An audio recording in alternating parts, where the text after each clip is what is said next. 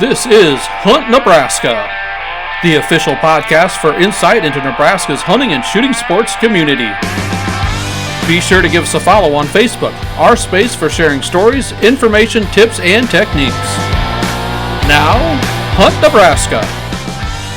And welcome back, everybody, to the Hunt Nebraska cabin. Glad you're able to join us and take us along, whether it's ride, to work, to the office, to the house, to wherever you might be listening to us. We appreciate that. Or watching us on YouTube. Make sure you give us a big thumbs up, subscribe so you know when the newest episodes drop. As you can see, if you're watching on YouTube, you probably see a new face in here. First, we got the Jeff Rollinson sitting right here in the shotgun seat today. We've got...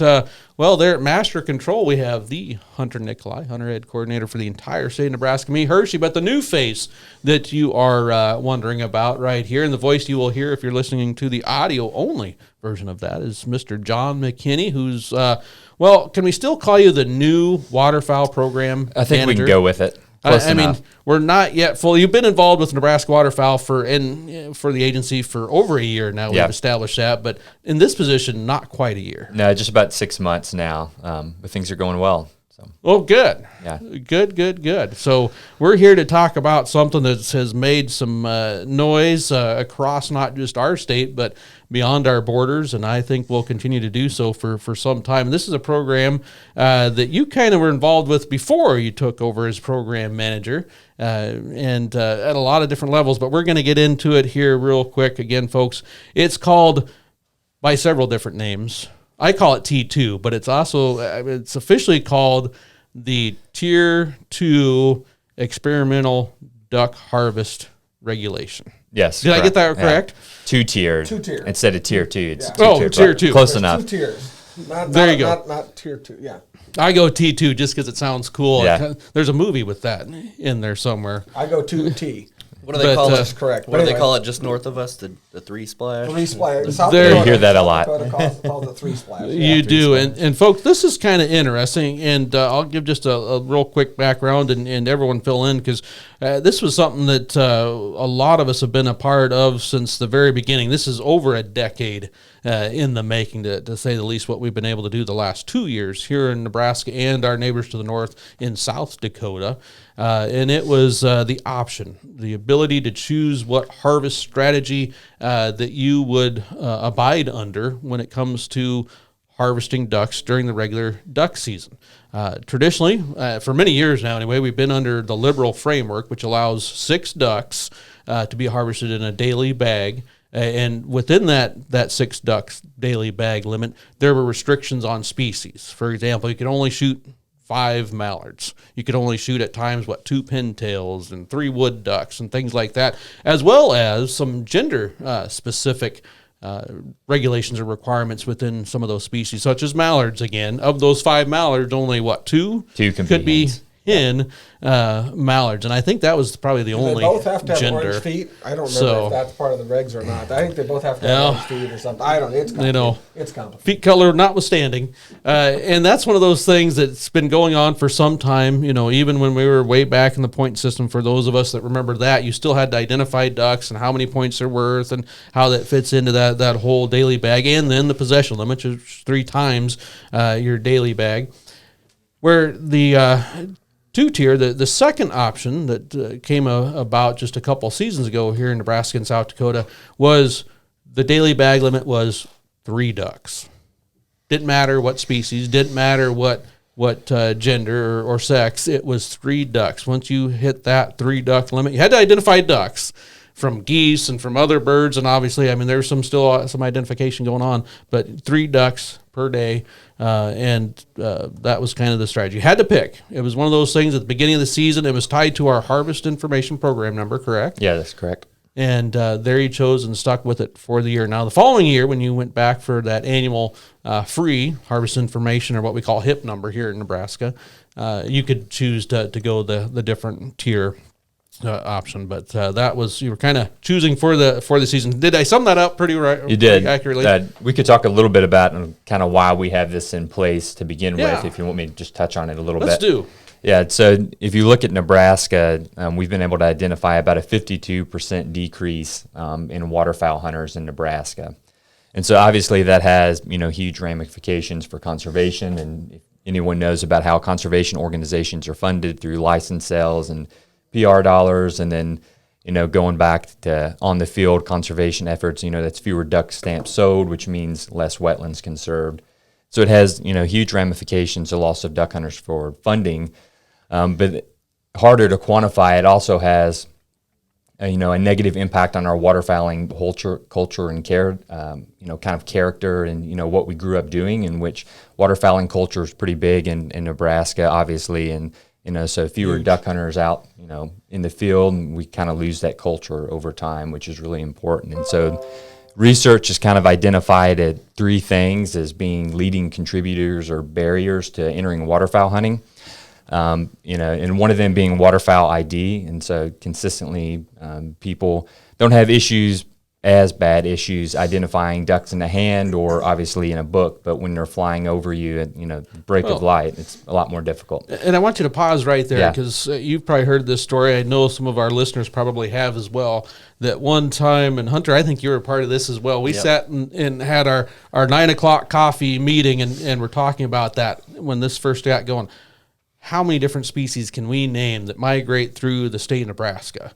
And I believe, Jeff, we got to close to 16 different species of waterfowl. And we didn't even get into painful. Absolutely painful. To the mergansers, which count towards that 6 duck limit as well. Yeah, there's a lot of waterfowl species, and if we're being honest with each other, it's a lot more difficult sometimes than we like to lead on to about identifying, waterfowl out in the field. But so research has identified as that being a barrier for people interested in waterfowl hunting. It's also shown that complex regulations, as you mentioned, you have sex and species-specific regulations, and they can be complicated. And so some people stay out of it for that because they don't want to get, in violation there. And then the third one kind of being, access to waterfowl hunting property, public land that has quality wetland habitat and stuff. And that's a lot more of a difficult task to accomplish. Game and Parks is working on that along with other partners. It can be pretty darn expensive. Yeah, it can be. Well, let's go back to this, because what you said there is kind of a mouthful. It's pretty important. That was a barrier that waterfowl hunters were telling us, that identification, especially our novice, our new waterfowl hunters, that's tricky, right? Yeah. And unlike any other sport, if I get it wrong, they might blow a whistle. This one, I get in trouble. Yeah. Right. And that could ruin your whole experience in waterfowl hunting. Not just get in trouble, Jeff, but get that citation, that fine. And if we need to make a bigger case of it, lose the vehicle you drove to the marsh with, the shotgun that you a lot of took that Yeah. critter with. I mean, there's some bigger risks. And as Hershey and I have talked about, and I've said this before at some of our national conferences and meetings, that, the game warden gets to identify that duck in the hand, right? You have to identify it as the lowly, the hunter. Yeah. You got to identify it, maybe 30 miles an hour going across over the pond, right? Very different. And so, what happened? It seems like that was not a problem. We all figured out how to identify ducks, years ago. But today that's really a concern. What happened over the last 30, 40 years? Yeah, I don't know exactly what happened, but we have, seen people move more towards urban areas and out of rural areas, and there's just fewer people hunting in general. And so the Tier 2 option gives an opportunity for someone to get out in the field and experience waterfowl flying over their blind, and being able to get out in the field and actually see waterfowl and not have to worry about violating our regulations. And then hopefully over time, they'll be able to increase their ability to ID waterfowl and become more comfortable hunters, and then, switch to the Tier 1 when they're ready. Now, I'm going to toss this out, Jeff, and this is not an answer to your question, because I don't know if we'll ever fully know the answer. Obviously, it was one of the things, I was fortunate enough that when I got into duck hunting, I had an uncle that could kind of help identify ducks. And I mean, did as good as he could with where we were and all that type of stuff. There's only about 3 or 4 ducks we needed to identify where we started duck hunting. But I do kind of want to toss it out almost as a question is, were we really good at duck hunting ID, or did we just not get caught and therefore we didn't really think about it as much? Because, we've all heard stories about, I thought it was this and it wasn't that. And so that duck didn't come out of the marsh. Well, I think you raise a good question. I think there could have been both of those scenarios, right? Whereas we didn't want to make those mistakes. I don't think we ever did. But if you made a mistake, okay, then maybe that was happening. But certainly today, there's a whole class of hunters, and I want to separate this because we really thought going into this 2-tier thing, and of course remember the meetings with South Dakota, we really thought that this was going to be primarily a recruitment type tool. Yep. And that's what we talked about. Every time we tried to sell it anywhere or talk with the feds, it was always a recruitment tool. And we said that because we thought, man, all these new hunters, that's a barrier. We knew that from research, right? That's a barrier. But Hershey's point is valid because that's not just what we saw is recruitment. And I think that, if your point is that, our seasoned hunters or even other hunters were a little more concerned than we knew about in terms of identifying. That definitely has been shown in the data, I think. Yeah, and especially more pronounced here in Nebraska, and maybe we'll get into it later, but kind of in Nebraska, our largest participant age class is kind of 25 and under, which was kind of suspected, but not too far off is actually the 60-plus category. Interesting. And we're thinking this is, kind of a reactivation tool as well. I know on our surveys and in a couple phone calls I've had, people have called in saying, I really like to hunt with my grandkids, but I'm just not quick off the gun anymore, and I can't keep up with them, and my eyesight's not as good. But this still allows me to get out in the field with my grandkids and hunt with them, and not worry about shooting a species. There's a little bit when you're the mentor, when you're the experienced hunter. There's a little bit of burden on your shoulder, whether it's real or perceived, and I think it's both. That experienced hunter knows what's going on. I'm relying on that person. Now it's not just me identifying ducks for me. It's me identifying ducks for my, like you said, family members, friends, acquaintances, whatever it is. And there's a different level of burden all of a sudden. Just like, boy, if I get this wrong, what are they going to think of me? Much less, put them in a situation. Where is that conservation officer over there? But how many hobbies do you have where every time you do it, you got to bring a book with you and make sure you know those rules? I mean, it's just laws of the state of Nebraska. It's a different hobby. But it is. Right? It would make it's throwing a reality, darts. and there's reason behind it. But I think it's a unique way to look at it and say, what can we do it a little bit differently to maybe ease some of those burdens? Yeah. And the elephant in the room that we're not talking about is hunters at their core, their heart, are conservation-oriented folks. They're conservationists, and they don't like doing things that might go against conservation or that would inhibit or hurt conservation. That tears at the heart of every hunter out there that I know of, and so this gives them that opportunity that they. It's not so much that it's legal to harvest whatever duck. It's that now John in the hot seat there. It's John McKinney, waterfowl specialist, program manager for the state of Nebraska, has said I won't be harming the duck population by doing this, and that makes me feel good. It makes me know now that if I go out there and I shoot 3 pintails, I know I'm not doing harm to the population. Whereas in the other system, it would appear that I would be, and that really tugs at the heart, I think. I'll add there. So this is an experimental phase, and so it's going to last for 4 years, and so the 24, 25 year will be the last year. But the goal is really to increase our R3 effort, and so have a net gain of hunters instead of a net loss in what we're having right now. But through our monitoring efforts of parts collection survey and diary surveys, we are monitoring to make sure there's no adverse, population level effect on waterfowl species of concern, like someone going out and shooting 3 pintails every time they go out, or 3 scop, anything like that. And we're not seeing that thus far. 2 years. I was going to ask. I put you in the hot seat here because I remember all those discussions when we were pushing this thing originally. Are we seeing any of those negative effects that people were worried about? Yeah, and we may have 1 or 2 hunters here or there in the Dakotas or here or South Dakota or here in Nebraska, but we've got 3,000 people that signed up for Tier 2 here in Nebraska, and our survey results show 1 or 2 people that went out and did that. That's not going to have a population level effect. And part of the 10 years that went into creating this program, and that was one of the modeling things that was done, is we had some of those at the Flyaway Council, and our own Dr. Mark Vertiska, who sat in your position for a while, and still helping us with this as well. And now the University of Nebraska Lincoln stole him away, but was able to show that here's how many hunters. What the additional harvest on these species of concern. You bring up pintail and scalp as part of that. For every 500, it might be an extra 5 pintails in the bag. For every 2,500, it might be 23 pintails in the bag, and how it goes. And it's kind of neat seeing that now, as part of the experiment, it's not just we're going to see what happens. We're going to try this out because our modeling numbers show it.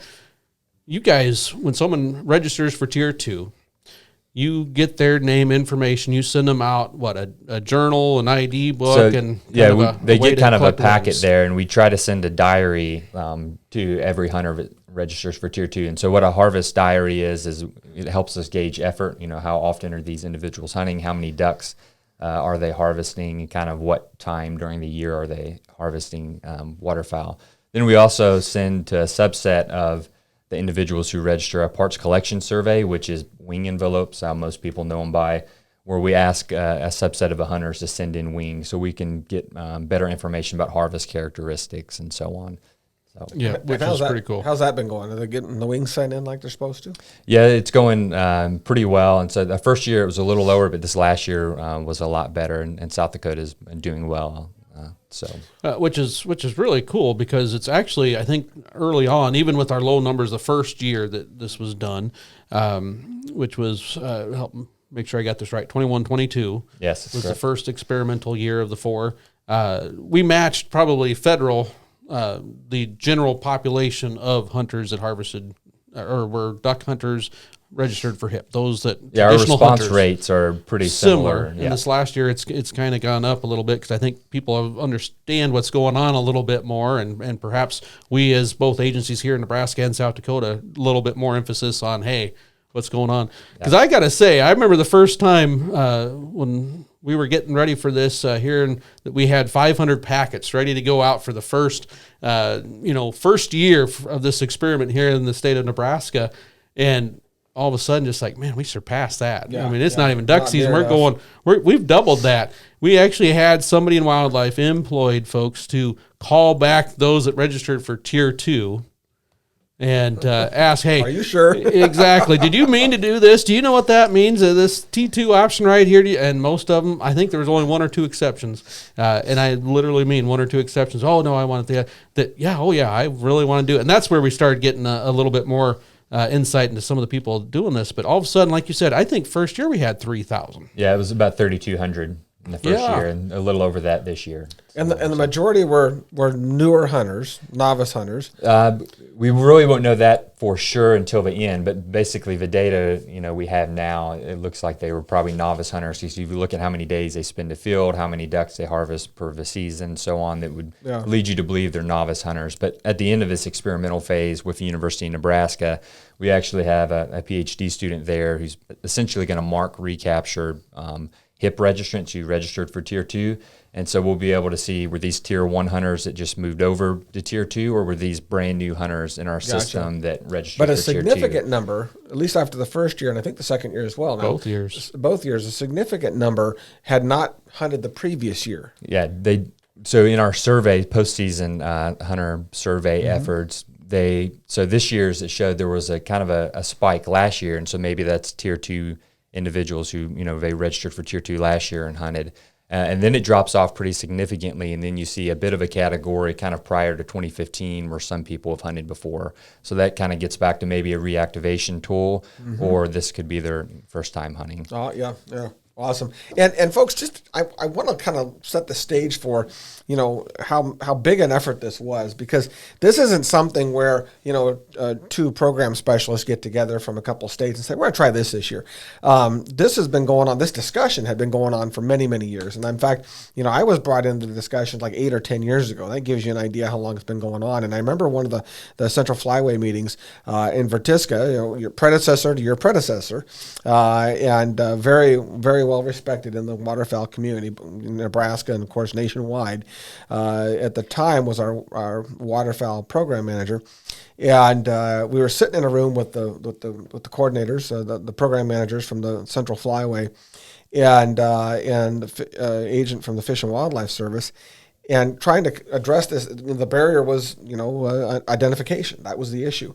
And sometimes you're just happy they don't go with your idea, right? Because my first idea was the mulligan duck, right? And I thought everybody was kind of except just for a new species. Well, except for the Fish and Wildlife, they weren't as impressed as some of the other program managers. But my thought was, let's just give everybody mulligan duck, right? You got to report it, to make it legal, but you can accidentally shoot the wrong duck. But it was Vertiska who. Again, this is where we talked about this for years, that the R3 people need to be working with their program managers, program specialists. And this is a prime example where somebody like Vertiska understood the system really well and saw a thread through this, that this is how we could do this. But this would provide, if there's relief needed, this would provide relief. This would provide barrier removal for the folks that are telling us this is a problem for us, this is a concern. And he set this thing on the stage. And I'm going to tell you right now, I think this is one of those swipe of the pins that has impacted thousands. I just think it's we got a lot of research to do still, a lot of data, but so far everything we're seeing preliminary says this was a good idea. Certainly didn't hurt anything, yet it removed barriers for a lot of people. Yeah, and thus far it's cool. Yeah, got a lot more people involved than your traditional methods. If you do a mentor hunt, it's a lot of resources needed from housing, food. You may take only like 6 or 7 people hunting, and then with Tier 2, we've got 3,000 people that signed up, and if we estimate our active hunters at around 1,000 hunters, there's a lot more people you're affecting this way than some of our more traditional efforts. That's just in Nebraska, folks. Yeah. I know that South Dakota in their second year, they more than doubled the people that got into the second option, the T2.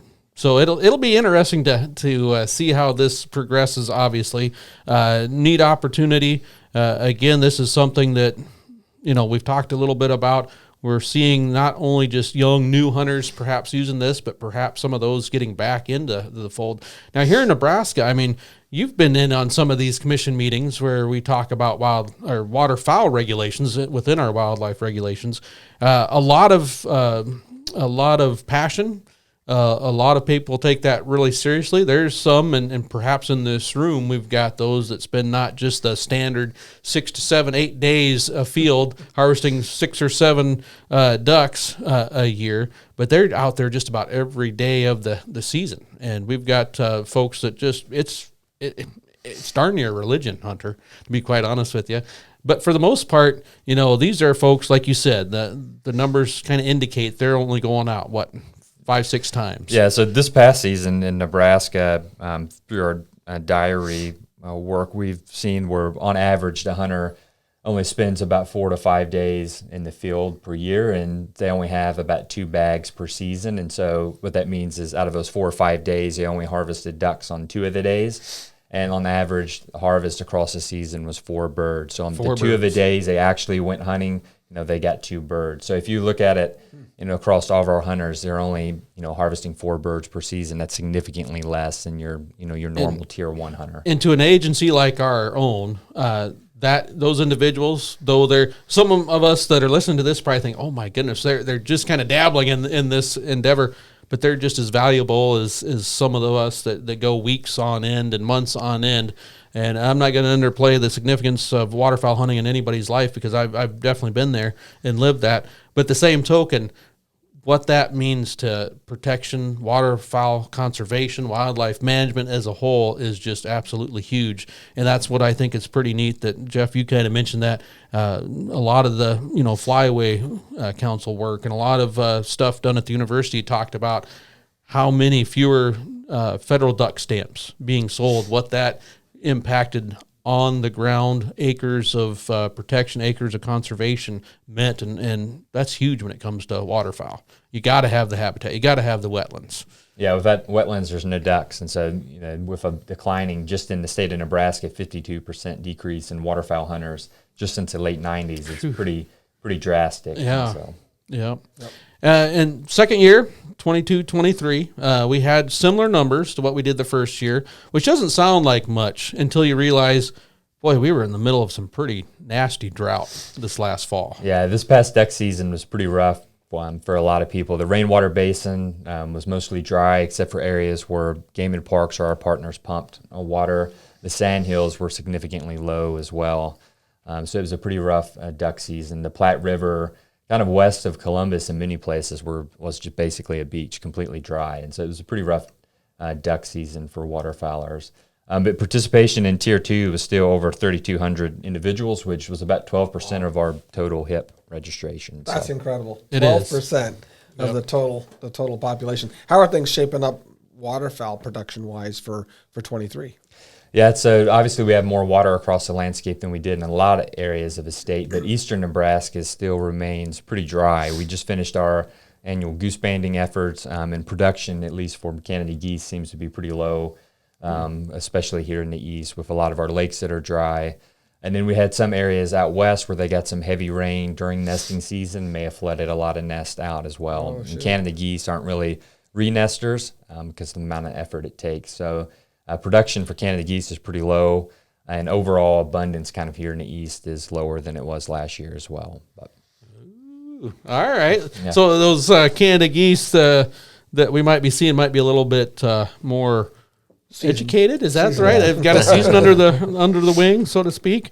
Well, that'll definitely be interesting. Now, again, choosing between the two tier options, Tier 1, the traditional, or the T2, the 3 duck limit.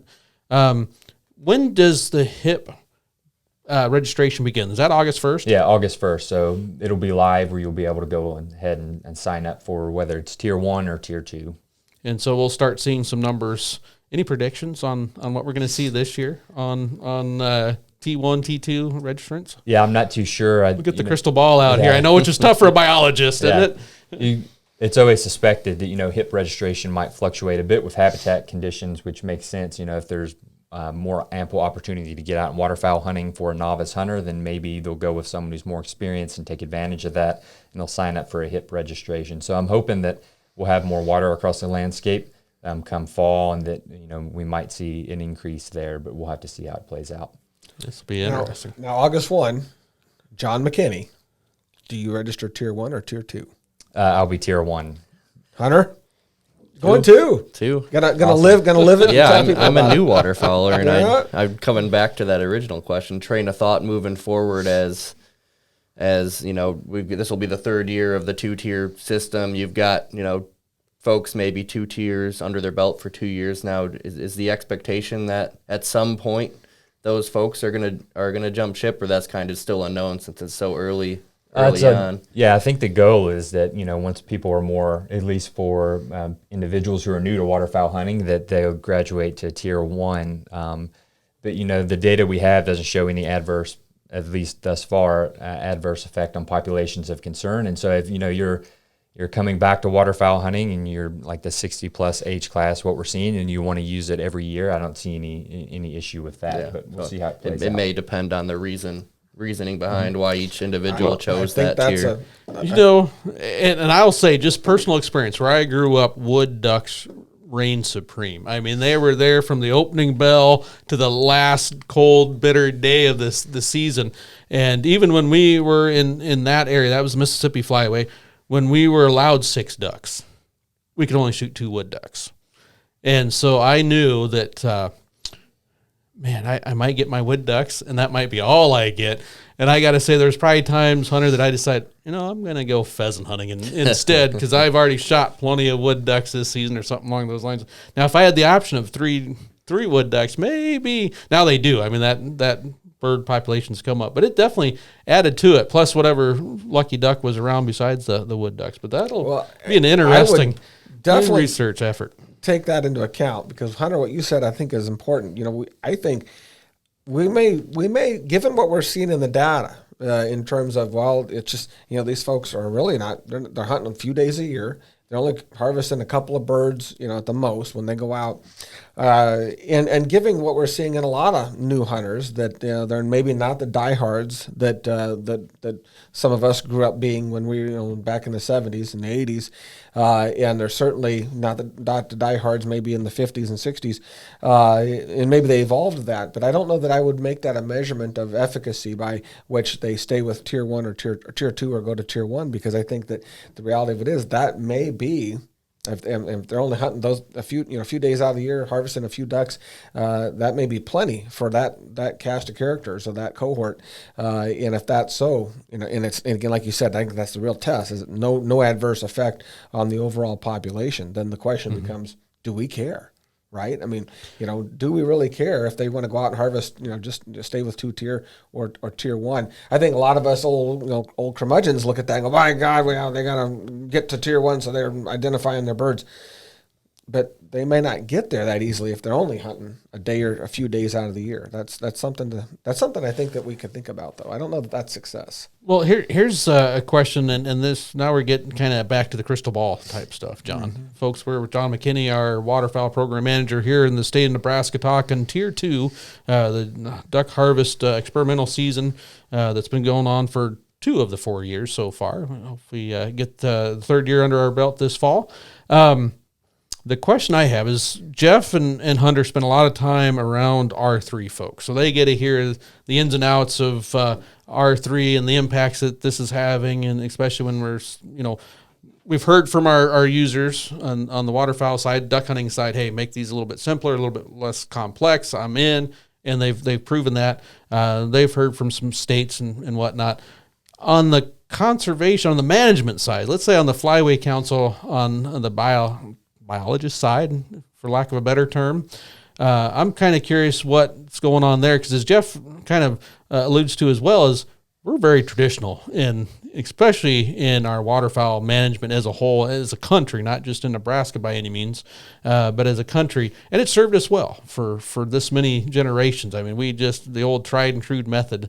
What's kind of the scuttlebutt that you're hearing on this experimental season? So obviously this is a very novel idea in the waterfowl world, and so for some people it's probably taking them a little longer to get on board, or they're just waiting until the very end to see how it plays out. And I'd point out too that you hear some complaints, just because the Tier 2 system is maybe right for Nebraska or South Dakota, it may not be right for Texas or Louisiana when you've got pintails stacked up on their wintering grounds. And so, states hopefully will have an opportunity to review this after our experimental phase is over and decide, if this is something they would, want to try as well. But all those discussions are being had at, the Flyway level and ultimately with the U.S. Fish and Wildlife Service. So it'll be interesting to see. It'll be interesting. Playing it close to the vest until year 4 is over and wrapped up. And we'll have a lot more information too about who these hunters actually are with our work with the University of Nebraska at the end as well. Which is very interesting. Like you said, at the end of the season,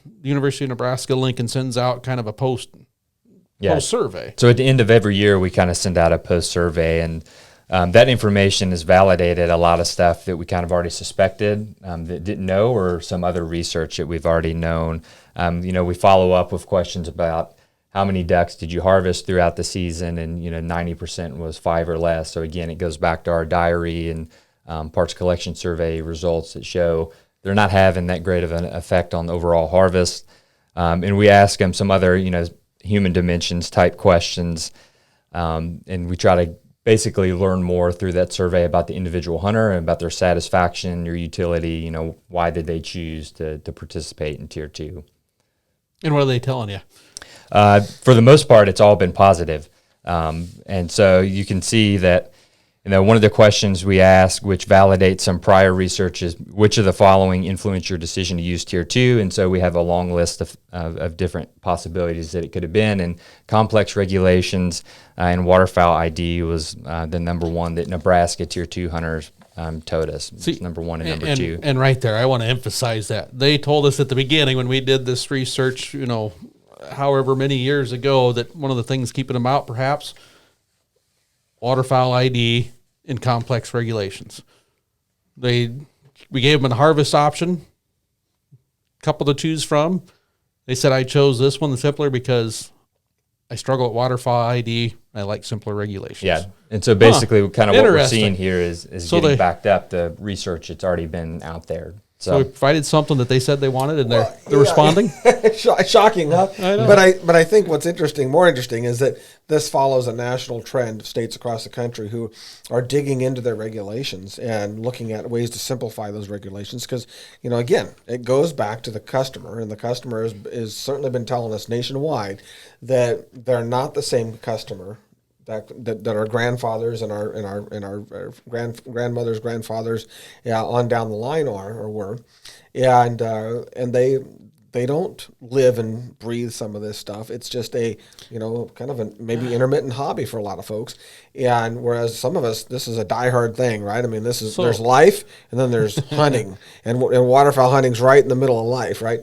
And so, listening to the customer, states have found successes with a stroke of a pen in impacting thousands. And I'd like to think there's plenty of states doing this. I kind of have my doubts. I think there's a few states that are looking inward and having success with it. And hopefully that'll lead to more, because you don't have to look too far west to look at application units and numbers and draw rates and all that type of stuff to realize, oh my goodness, my son better be an accountant. Or not only that, but you guys, statistician, figure this out. To figure it out. Exactly. If you're going to have your attorney, no, you guys were both there at the National Archery Symposium again this year, and I was almost taken back by one of the states who was really proud because they'd put together a video on how to navigate their regulations.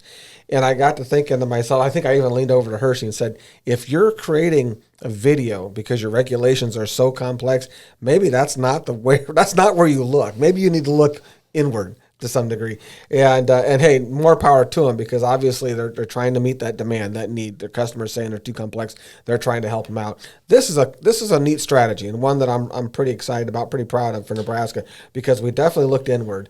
And one of the hardest places to do that with our waterfowl regs, because you've got national and state regs overlapping here. So it wasn't easy to do, and Nebraska and South Dakota figured it out. You hit it. State regs, national regs, international regs, because the Migratory Bird Treaty Act, all that type of stuff. Now, you don't have to mention states. And I know, again, Jeff and Hunter being in the R3 circles, they've had states come up to them and start wanting more information. I assume you've had the same thing when you talk about T2 at some of your flyaway council meetings or other presentations. Yeah, I definitely think there are some other states that are interested, but we're letting us kind of be the person who goes first and see how it plays out, and then hopefully the lessons we learn from this process, if the Fish and Wildlife Service does allow it to go forward, is we'll be able to pass those on to other states that are interested. John, and a lot of, when I look at our regulations, continuity is, I think, important too. And when we're looking at, beyond post-2024, those conversations already being had, looking at the current data and the data that's coming in, year after year. Is there plans to, if the goals are met, to continue this, or is there going to be a period of time where, we're going to evaluate and then make that decision after the pilot is over? Yeah, so the ultimate decision will be made after the pilot's over, and we can be able to summarize all the data we have. But the discussions are that if we can show an increase in R3, the different R3 categories, then and we show that there's no adverse effect on species of concern, that this could go operational. And that doesn't mean it could go operational nationwide, where just any state can jump in that wants it. There will likely be kind of an experimental phase, possibly for vet state, like we just did, to get it and then go operational.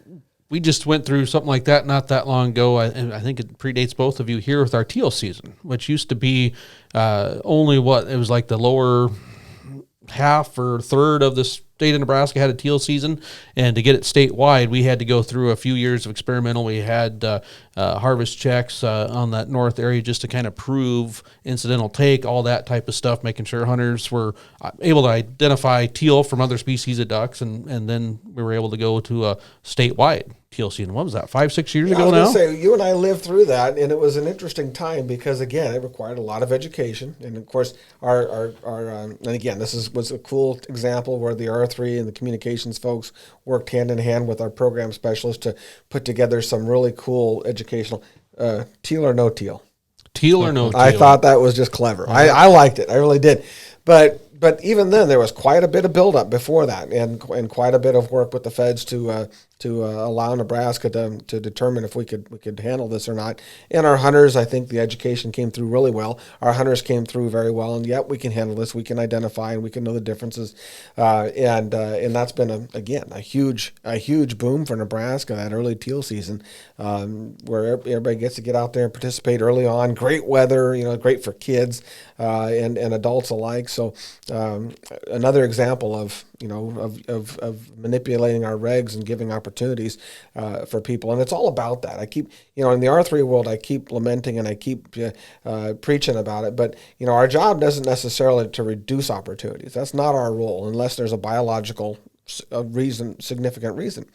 But, the impact for R3, the overall goal for R3 always has been and always will be, at the end of the day, in every model that, and Hershey and I helped pioneer some of these models, but every model we've looked at the end of the day, R3 equals what? It equals conservation, fish and wildlife conservation in the field. If it doesn't serve that purpose, it's no good. It's not R3. It's not what we need.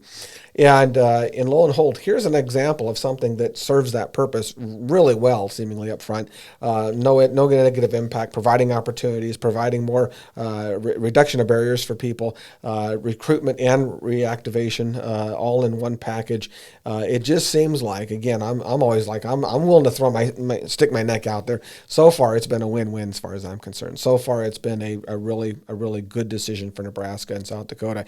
And I think over the next couple of years, you're going to see that expand across, especially certainly Midwest states, but in the Central Flyway, I think we'll see that expand. I agree. There's going to be states where, there's other concerns that we don't have. And I think that, again, if it doesn't serve the biological purpose, then you need to rethink it. But in Nebraska, I think, at least right now, unless something changes over the next 2 years, we're clearly seeing that it serves that biological purpose and provides opportunities.